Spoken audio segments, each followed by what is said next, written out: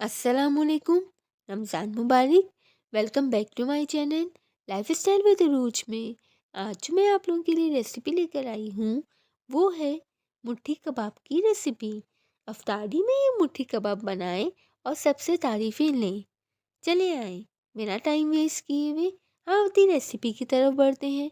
सबसे पहले मैंने इसके लिए लहसुन अदरक का paste 1 teaspoon, cornflour 2 table spoon, कुटी लाल मिर्च 2 टीस्पून, नमक हाफ टी स्पून या 2 टेस्ट, भुना कुटा धनिया पाउडर 2 टीस्पून, भुना कुटा जीरा पाउडर 1 टीस्पून, पिसी काली मिर्च 1/4 टीस्पून, गरम मसाला 1/4 टीस्पून, हरा धनिया, प्याज 1 अदद, हरी मिर्चें 3 से 4 अदद और सरसों का तेल 2 टेबल स्पून। अब मैंने फूड प्रोसेसर में हरी मिर्चें, हरा धनिया और प्याज डालकर चॉप कर लिया। इसमें मैंने कीमा 400 ग्राम लिया और इसमें मैंने 1 चुटकी बेकिंग सोडा डाल दिया।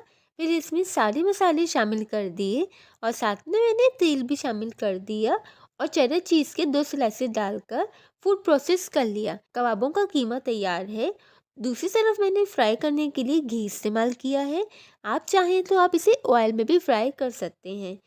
अब मैंने लेमन साइज़ की बॉल लेकर मुट्ठी का शेप देती रही और फ्राई करती रही।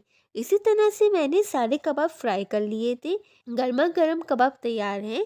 आप इसको फ्रोज़न पराठे के साथ, इमली की चटनी के साथ और लच्छे प्याज के साथ सर्व करें।